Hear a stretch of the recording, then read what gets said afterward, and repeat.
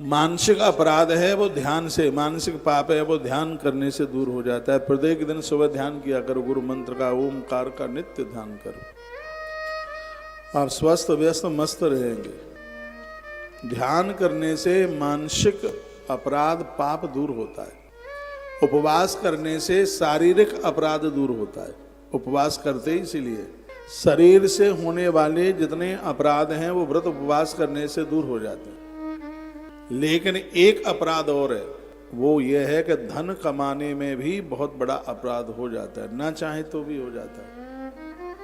तो श्री शिव महापुराण में ये वर्णन है कि धन कमाने में जो अपराध हुआ है वह दान करने से ही दूर हो सकता है। इसलिए हमारी संस्कृति में दान की बड़ी नहीं। पुरुषों का काम है खूब कमाओ, और माताओं का काम क्या है? पिता के हाथ से जो आपको मिला है वो धन बड़ा पवित्र है। पति की कमाई से जो आपको पैसा मिला है वो बड़ा पवित्र है। पति कमाए उसे आप माँ भगवती लक्ष्मी की तरह अच्छी जगहों पर खर्च करें। आप किसी ने कहा कि हम चोरी यदि दान पुण्य करें तो अपराध लगेगा क्या? कोई अपराध नहीं, बहुत बड़ा पुण्य लगेगा।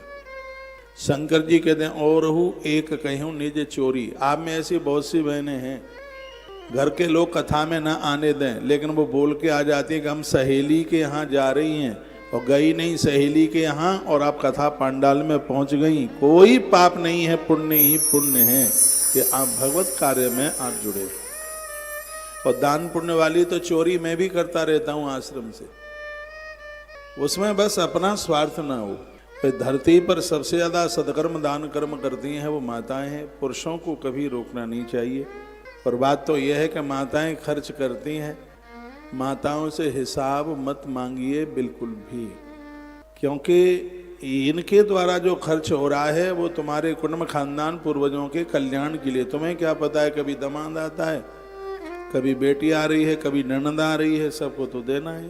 कभी कोई याचक आ गया, ये कैसे कैसे वह व्यवस्था करती है। और उस घर में बड़ी बरकत होती है जिस घर की माताएं उदार होती हैं। ऐसा श्री शिव महापुराण के अंतर्गत वर्णन है। बिना पूजन दानादि पातकम न च दूरता। पूजा और दान के बिना पाप दूर होंगे ही नहीं। यह श्लोक नंबर 69 अध्याय नंबर 12 रुद्र संहिता का सृष्टि खंड है। उसमें इस बात का वर्णन किया है जो मैं आपको निवेदन कर रहा हूं। धरती पर ऐसे लोग मिल जाएं जो गृहस्थी के लिए अपराध नहीं करते, पाप नहीं करते, तो भगवान व्यास उन महापुरुषों के लिए क्या कह रहे हैं? कहते हैं ईदृशो विरलो लोके ग्रहाश्रम विवर्जितः यदि लोके भविष्यमस्य दर्शनात् पापहारकः। इस संसार में ऐसा ग्रस्ताश्रम रहित प्राणी विरला ही होता है। ब्रह्मचारी है, संयमित है, अपने घर गृहस्थी के लिए कोई अपराध नहीं करता। ऐसे लोग इस धरती पर बहुत बिरला है, बहुत ना के बराबर है। तो शंकर कहते हैं कि ऐसे व्यक्ति के दर्शन करने को मिल जाए, उसके दर्शन मात्र से पाप कट जाता है, समाप्त हो